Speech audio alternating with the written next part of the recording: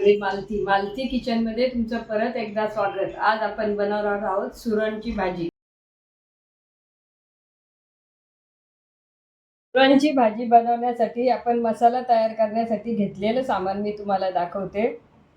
ओलं खोबरं, डाळवं घेतलं, थोडं कांदा लसूण विराईत ही भाजी आपल्याला करायची आहे ना, म्हणून ओलं खोबरं, थोडं डाळवं घेतलं, 2 लाल मिरच्या घेतल्या, कोथिंबीर, आलं, चिंच घेतली। सुरण आपल्याला आधी चिंच टाकून वाफवून घ्यायचं आहे, कारण त्याला पण थोडी खाज असते, म्हणून आपण ते वाफवतानाच त्याच्यामध्ये चिंच टाकणार आहोत। थोडे तीळ घेतले, काळा मसाला, लाल तिखट, हळद, धना पावडर, जिरा पावडर आणि वाटण्यासाठी 1 टोमॅटो घेतला आणि चवीनुसार मीठ घेतलं।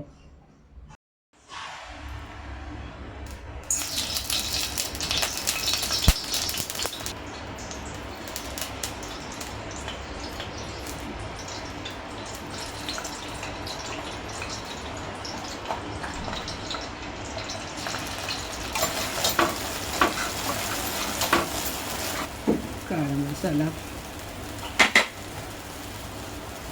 तिखट, हळद, धना पावडर, जिरा पावडर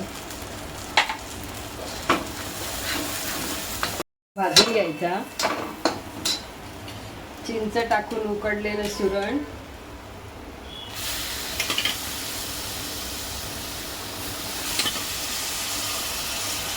तेलच पाणी वापरायचं, त्यात सगळ्यात जीवनसत्व होतंय, औषधी आहे सुरण।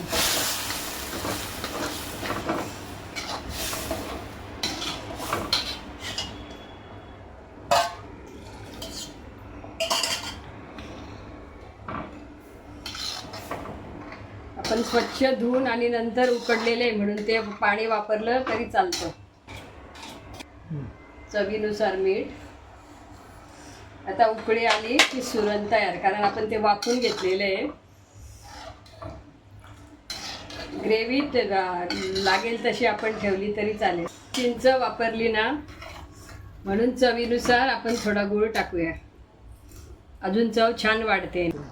खाण्यासाठी सुरण रेडी झाले। पोळी बरोबर, भाकरी बरोबर, कशा बरोबर आपण खाऊ शकतो। ठेवून आपण थोडी त्याची वाफ दडपून घेऊ।